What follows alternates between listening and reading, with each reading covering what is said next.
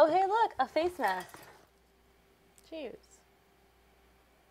Welcome to Baking and Brewing with Bob and Dominique. Today we're drinking caramel millet lager. Lager. Which, interestingly enough, tastes like caramel. But there's other tastes in there that I wouldn't necessarily say makes it the perfect lager. I think that there's a little bit of acetaldehyde, which gives it a little bit of a cidery note because there's kind of an appley vibe on the tongue. There's a little bit of an appley vibe. On the nose as well a little bit, but because there's caramel millet in there, it still delivers this caramel note. This is really nice. So it's kind of like a caramel apple. So it's good. Still very clean on the yeast taste, but there probably was a stress ferment. Obviously, as you saw, we were fermenting at higher temperatures than normal for lagers. We were using FERMENTIS S23 lager yeast, but still good drinking. Yeah, either way, at least if it's two mistakes or two things that went wrong, the combination came out rather interesting. And yeah, sometimes nice. 2 wrongs can make a right. Yeah, that's a good way to put it. I've been enjoying how light this is for how sweet it tastes. Like, you know, I'm drinking a mistake beer, but I'm not really that Hating sad the about mistake. it. Lager. Lager, holiday lager. We also didn't technically use traditional lager hops. No, you do not. So, we don't have to.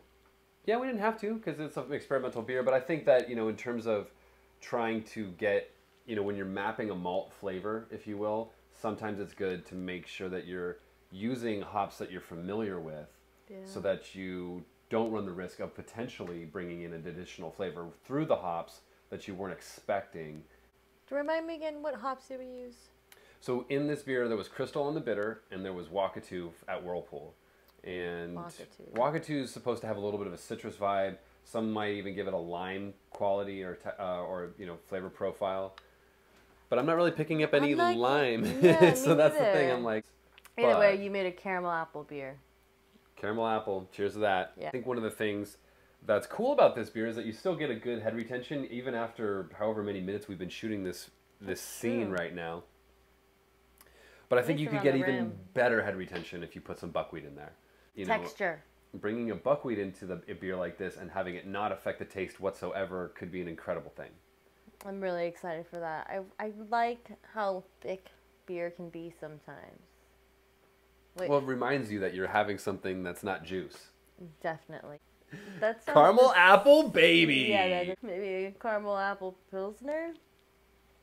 I still think that people are still very specific when they're looking for a pilsner. There's a taste that people expect, and trying to tell. And I would never tell anybody that this is a pilsner. It really just isn't. Yeah, you're very more complicated than that. It's a big universe out there. Get used to it. Throw that one away. All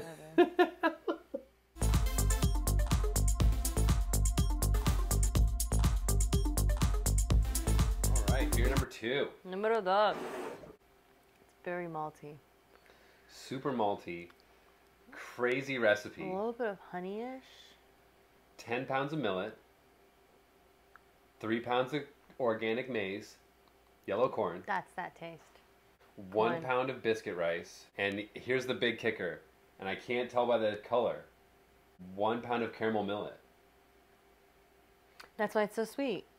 I didn't even remember that I had used the 2nd pound of caramel millet right after I used the first, and I had just made a different beer with it. Right? With Kolsch yeast? I mean, it was 3rd generation, so it could be picking up a diastaticus or something. No, Kolsch yeast usually tastes like this. Super malty, super crisp. I mean, but there's also this other note. I'm curious if that's maybe some of the hops. We use Sabro hops. I've never used Sabro hops before. It's a little spicy. There's a spicy note. Yeah. Kind of like Central European, wants to be a lager, but is still an ale. Yeah, it's not an earthy note. It's more of a spice note. Super spice, yeah. But it's like super interesting because there's no buckwheat in this one.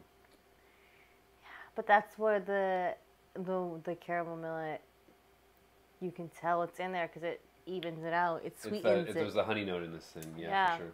It's really, really, really complex. I really love the brightness, though. I mean, this beer is just clear as day. I mean, A lot I more can citrus. see my fingerprints through the glass on the other side. And exciting to look at. It's got this astringency to its bitterness. When you say astringent, how do you mean? Like, when you bite into a lemon, that bitterness that you first feel So before not you... sour? So you're saying there's like a citric acid? No, well, there is a little bit of sour notes, but when you bite into a citrus fruit, it tastes. If you put your tongue to the tip, it tastes a little bitter before it tastes sour. Okay. And that's the bitterness that I'm so you're talking more like the rind? Yeah, have you, do you know what I mean? When you bite a lemon? You should bite a lemon. I don't typically bite lemons. lemons. Why don't you bite a lemon and find out what I mean by I don't think I've knowingly asked and accepted a lemon as food since I was maybe 2 or 3 years old. I mean, it's, if you don't know what I mean... All right, now are you saying like a lemon that's dipped in sugar? Because I can get behind that one. Nope. I need something to balance that tartness. No, it's not a hard bite. It's just like a nibble. Just taste it. So, but this is not sour. It's not, but it's got that bitterness before. Try it. Yeah, we dare you. Try it. You'll get what I mean when I say that. I'm trying to remember the second hop. It was Yukonat, Sabro. You know, there's maybe a little bit of a... Yeah, Sabro, I'm guessing, off the is what's giving it so much spice. Because it was used... I had 2 ounces of it, so I used 1 ounce at 60 minutes, 1 ounce at flame out with the Yukonat. I think that whatever that citrus rind, you know, peel, lemon wedge... It is super citrusy, I guess, when I think about it. Now that that's what that high palate is. There was a lot that went into this beer. As I mentioned, I'm cycling through as many hops as I can without paying for hops at this point. So kind of forces your hand. What this yeast, which is K97 from Fermentis, dry yeast, gluten-free yeast. All the ingredients in here can be bought online through glutenfreehomebrewing.com now. I know that caramel malt, millet malt is available now. So I definitely want to hear what other Kolsch yeast out there turn into. In terms of this same malt profile, I know some people are afraid of corn, but I've been working with it quite extensively recently, and I love that residual sweetness that it can bring to a gluten-free beer, because gluten-free beers tend to dry themselves so far out because the fact that we're using commercially available enzymes that are for distillers. Well, I think it's more important to say that the corn... Well, I used to not be a fan of the taste because it does have a little bit of an aftertaste to it. But if you pair it right, the taste does well. But then it's not too heavy because that corn cuts it. Yeah, well, when you look at most of the ingredients in here, like the corn or the rice, their cell structure in terms of their starch composition is almost 99% amylopectin. So all of those are going to be fermentable sugars, especially when we're going to use a glucoamylase in our mash.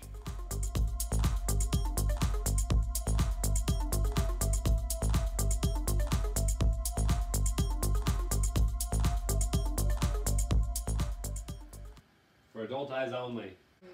This review is a long time coming. Sorry, Matt. We took our time with this beer. We really wanted to make sure that it got a full chance to ferment all the way. And it did! Because this beer, I don't think we got a good, accurate reading on the initial. Nope. Because we didn't have all the tools. Oh, man. This beer's so good. It's a malt explosion. It's mostly caramel. It's beautiful, dark, and rich notes. What is that?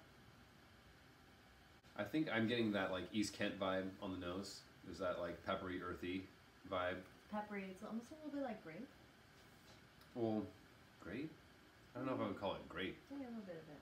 I would say there's you have to describe the grape. It's more of a cherry. Or something like that. It has a very wine-like character, and that's because it's high ABV, 9.5%. This thing is... That's a lot. 9%. Was that a burp? No, that was me almost gagging at the fact this is 9%. Yeah, no, this... I got a whole glass here to drink. What the... This beer will make your cheeks rosy. It's got a little bit of a red hint to it too. Oh, and it's super clear, super bright. It looks like it's like a... Now, Dominique makes a caramel from coconut sugar, and it's almost the same shade as that caramel. So, the one thing that drives me crazy about this beer is the fact that normally beers that are 7% and above, I can tell. There's this, like sting. It's the fusel-y taste that you normally get is what I try to describe when I say that. This one doesn't have that same fusel-y vibe. Yeah, it's a residual like sweetness that high ABV gives to a beer. Like, yeah. I think that's one of the reasons why you use hop in a beer is that it helps balance that sweetness. Because when you get like, so we used definitely smoky. Such a layering of beautiful malts.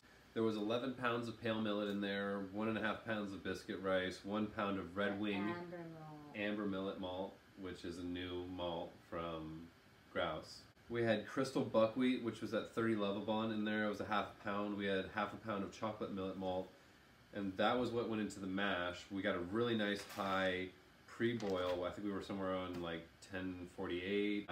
We added to that 3 pounds of sorghum syrup and 2 pounds of D45. So there's an additional 5 pounds. I think at the end of the day, it really is an actual true to style wheat heavy, which I think is something that is truly hard to do in gluten-free brewing. This is really, yeah.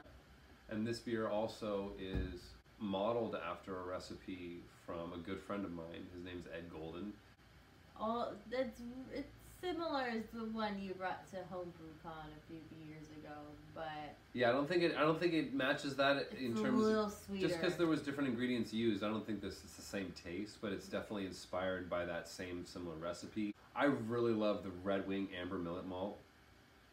You know, when you look at caramel millet malt and amber millet malt right next to each other from about like, you know, arm's distance away, you really can't tell much of the difference. When you look up super close, you can see that the Red Wing amber millet malt has like a very, very deep rouge red note. And then you bite it, oh, it's way roastier. It's super roasty, super tasty. It's like, like a cookie kind of. I think it was what helps give this beer a lot of balance, and I think that's what Dominique's talking about when she says that that you can't really tell that it's 9.5%. For me, it's fun to drink, but also I can definitely feel myself getting buzzed every further sip I take. Glass. It's intense.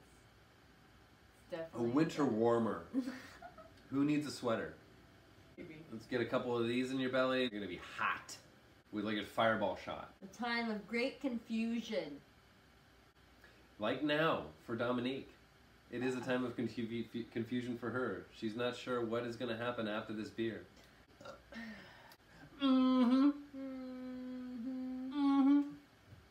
Well, cheers. I guess I'm gonna try and finish this out. Chug it! Oh my god!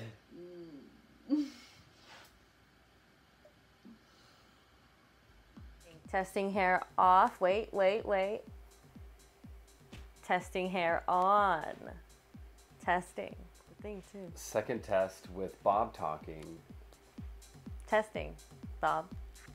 Huh? All right. Oh.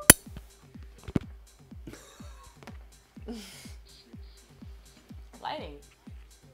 Hi. Lighting test. You're a fart. Did you fart? No. Did I just fart? Did you fart? Toss up. Oh, I'm in my overflow.